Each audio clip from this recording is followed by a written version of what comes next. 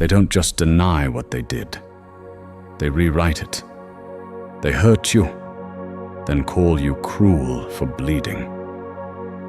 That's the trick nobody warns you about. When the narcissistic parent becomes the victim, truth itself becomes the enemy. You tell them, "That hurt me." They cry, "How could you accuse me of such a thing?" You set a boundary, and they tell everyone you abandoned them. You walk away, and somehow you're the monster. This is not a misunderstanding. It's not just defensiveness. It's a psychological weapon, and it has a name: DARVO. Deny, attack, reverse victim and offender. If you've ever left a conversation with your own parent, convinced you were abusive for daring to protect yourself, you've felt the full weight of this reversal. This video is for you. And here's the part that cuts. The better your heart, the deeper it works, because it preys on your empathy. It makes you apologize for wounds they caused. That's exactly what life with a narcissistic parent feels like. Not just painful, absurd. Stay with me, because by the end of this, you'll see why their role flip was never proof of your cruelty. It was proof of your clarity.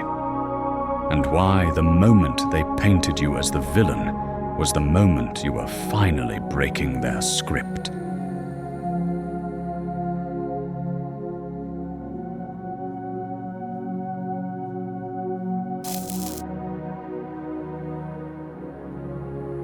When a narcissistic parent hurts you, the story doesn't end there.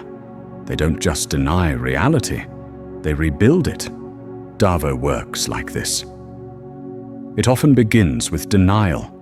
That never happened. Then comes the attack. You're too sensitive. You twist everything. And finally, the reversal. After everything I've done for you, how dare you treat me this way? And suddenly, you're no longer the child carrying their wounds. You're on trial for daring to name them. This is the genius of their manipulation. They weaponize your empathy. Because if you're a decent human being, the thought of being abusive devastates you, and they know that. So the moment you defend yourself, it starts subtle. You push back just a little, and suddenly the air shifts. The script flips. They're no longer the parent. They're the wounded one. And you're cast as the villain. You raise your voice after being pushed too far, and instead of hearing your pain, they clutch their chest and gasp, "See how you treat me?"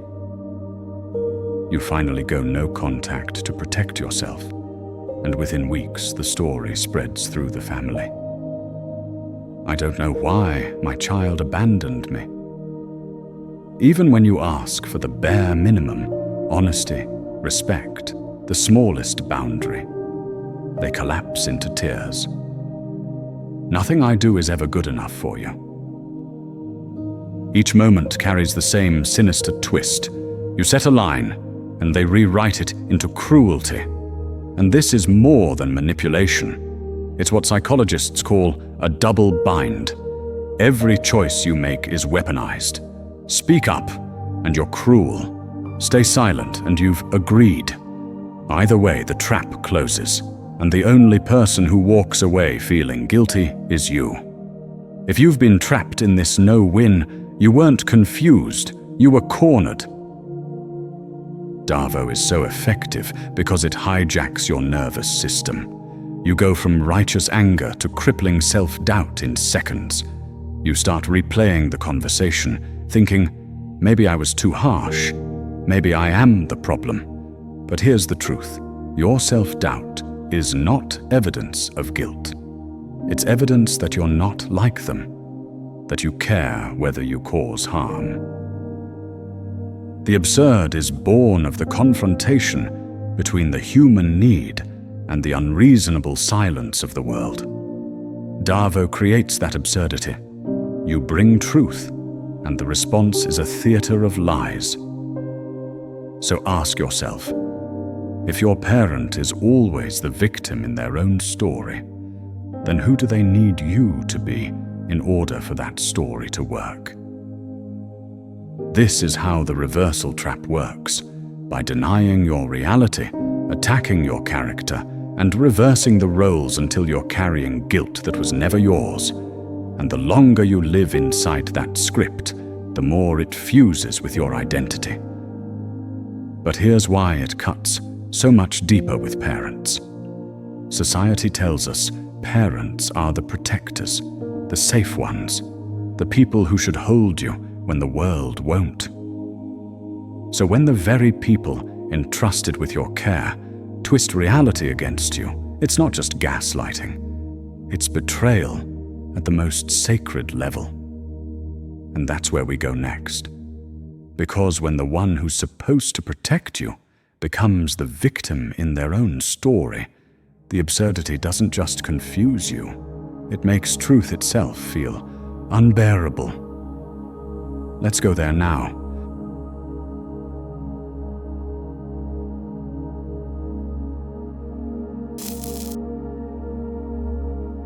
If anyone else twisted your words, you'd call it manipulation.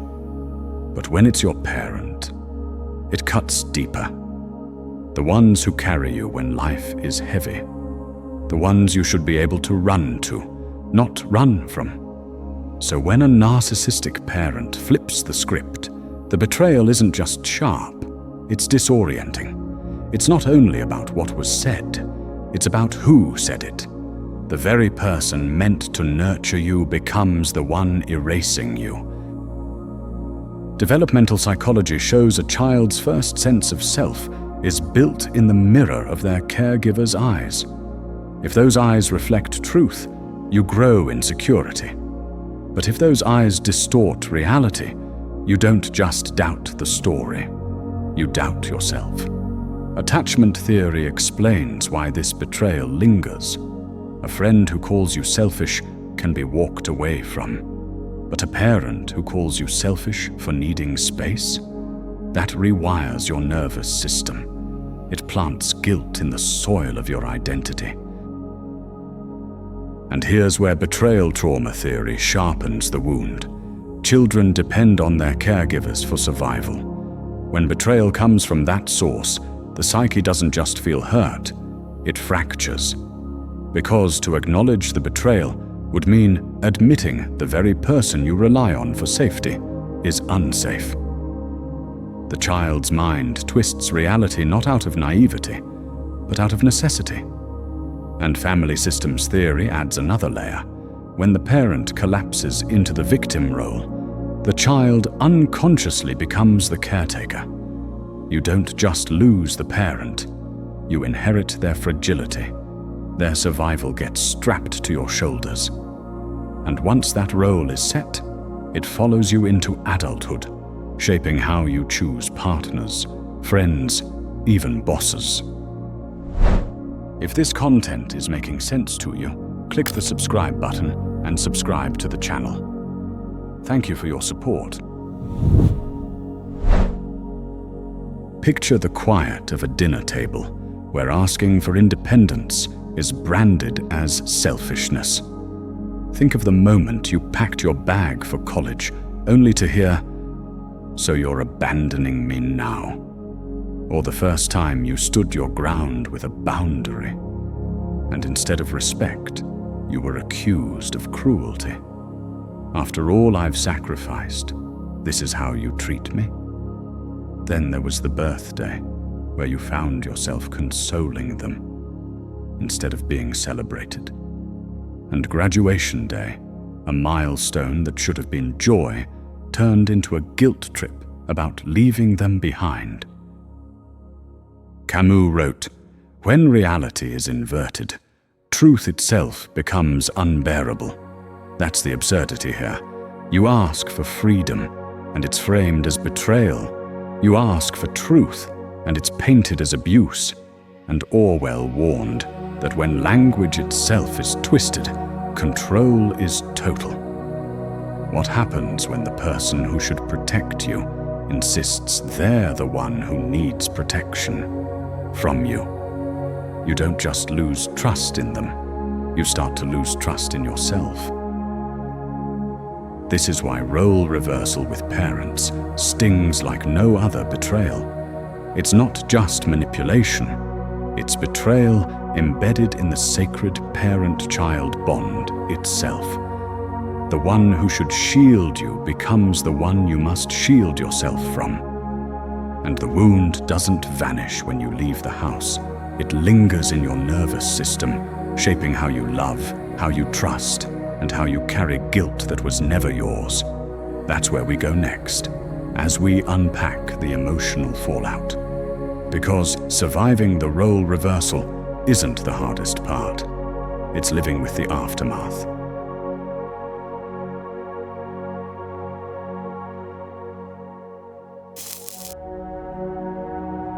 The worst part of a narcissistic parent's role reversal isn't just what they say to you in the moment, it's what happens after. Because when someone you're wired to trust tells you you're the problem, you believe them. You don't just walk away questioning the interaction. You walk away questioning yourself. The aftermath looks like self-doubt, like shame you can't wash off, like guilt that stalks you every time you try to stand up for yourself. You start to wonder, am I really the selfish one? Was I too harsh? Did I actually cross a line? This is what psychologists call introjected blame. Children internalize the false narrative handed to them, absorbing their parents' accusations until they echo in their own voice. It's not just that you were accused of being cruel, it's that you start policing yourself for cruelty that never happened. Ferenczi called this the confusion of tongues, when the child adopts the parents' distorted language of blame as their own, and Winnicott showed how this leads to the construction of a false self, a version of you built to appease others, while your real self hides in silence. This is why the fallout is so destabilizing. It doesn't just change how you see them, it changes how you see you. You lie awake at night, replaying the argument over and over, convinced you're the villain in a story you never wrote. You type out an apology you don't owe, hitting send just to quiet the storm of anxiety sitting heavy in your chest. And then there's the therapy room, where you sit small in your chair and whisper the question that haunts you. What if I'm the narcissist? That's the cruel irony. The very fact that you can ask that question is proof you're not. What if the very moment you felt like a monster was the clearest proof you weren't one?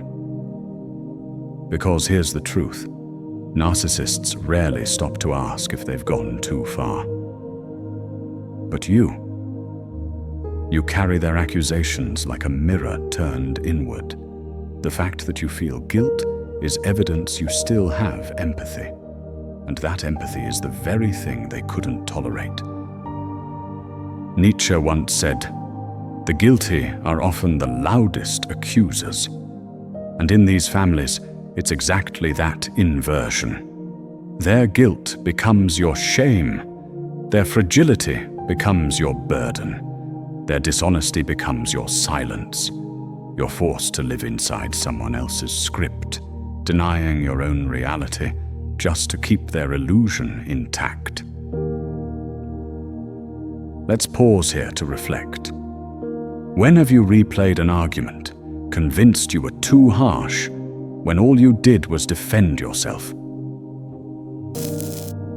How often do you shrink your boundaries because you fear being labeled cruel? And how much of the shame you carry isn't actually yours at all? This is the emotional fallout of role reversal. You don't just question what happened, you start to question who you are. And that's exactly why the tactic works. Because once you doubt yourself, you'll silence yourself. But here's the deeper question. Why would a parent do this at all? Why would the very person tasked with protecting you need to flip the script so violently? The answer lies not in your failure, but in theirs. And in the next section, we'll expose the psychology of why narcissistic parents need to cast themselves as the victim. Let's review that now.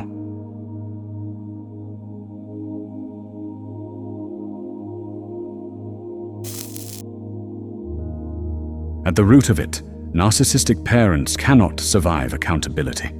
To you, admitting fault might feel painful, but possible. To them, it feels like death. Their entire identity is constructed on performance, the strong provider, the selfless mother, the flawless patriarch. So when reality threatens to expose the cracks, they don't lean into humility. They fight for survival. That's what DARVO really is. Deny, attack, reverse victim and offender. It's not random. It's not confusion. It's strategy. Not to find the truth, but to bury it deeper. Nietzsche once wrote, "Sometimes people don't want to hear the truth because they don't want their illusions destroyed. For the narcissistic parent, illusion isn't just comfort, it's oxygen." Think about what that means. If they admit you were hurt, then they aren't the hero. If they admit they failed you, then the whole family narrative collapses. So instead of confession, they weaponize reversal. They accuse you of cruelty for daring to draw boundaries. They call you ungrateful for refusing to carry their shame. They paint themselves as the victim, because only in that performance can they survive.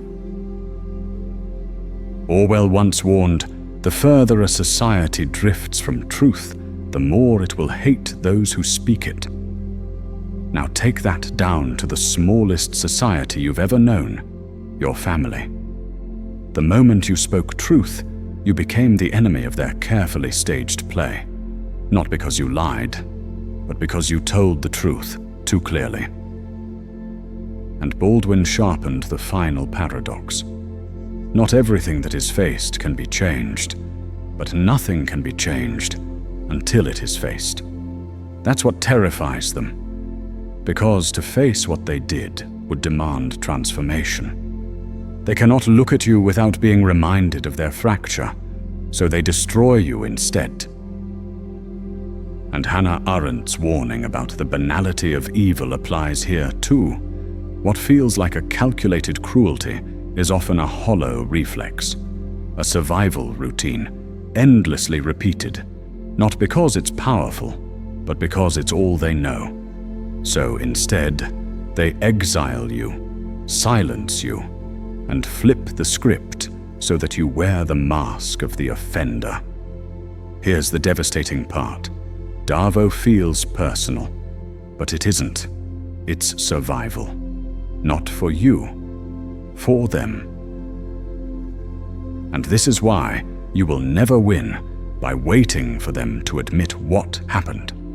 Their survival depends on denial, but yours depends on refusing to live inside their script. So how do you break the cycle? How do you carry truth without being crushed by their inversion of it? And what happens when you decide that their illusion no longer defines your reality? That's where we go next.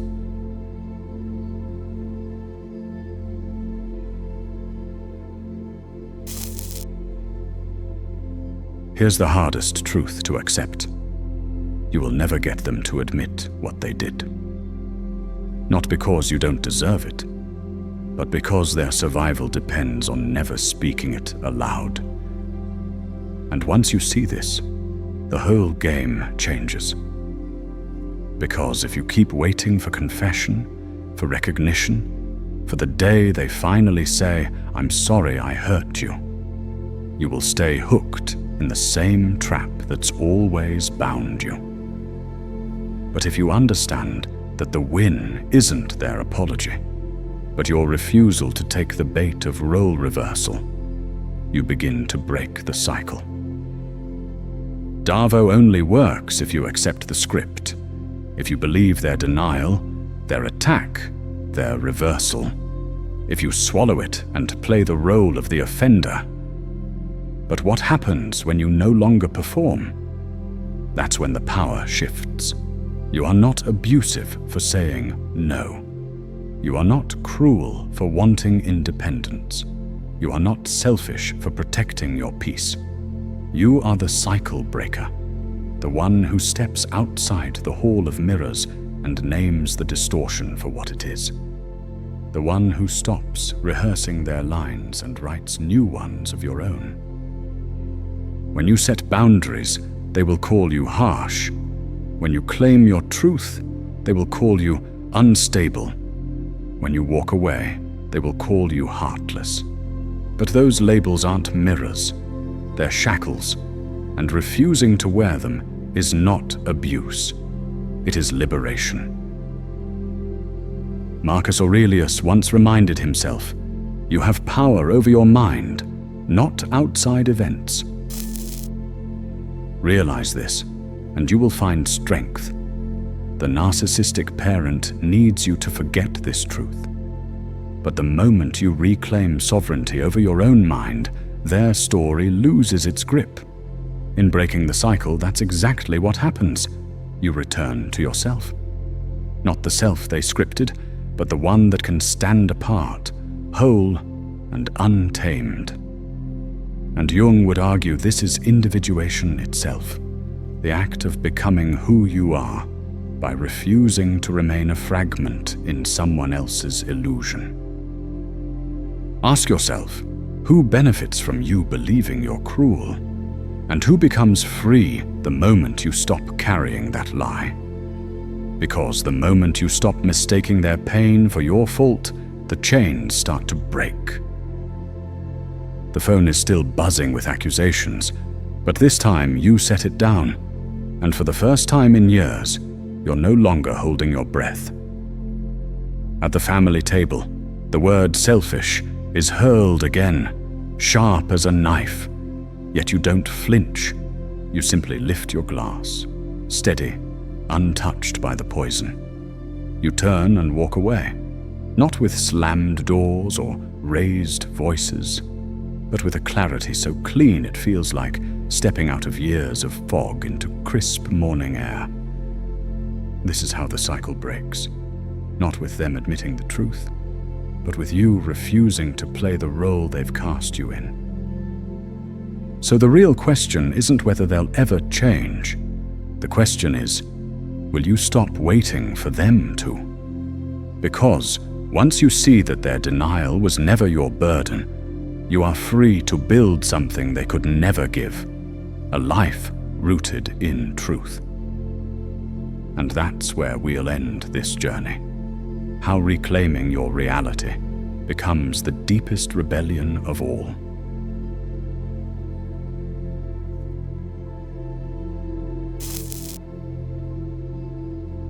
So let's pause here.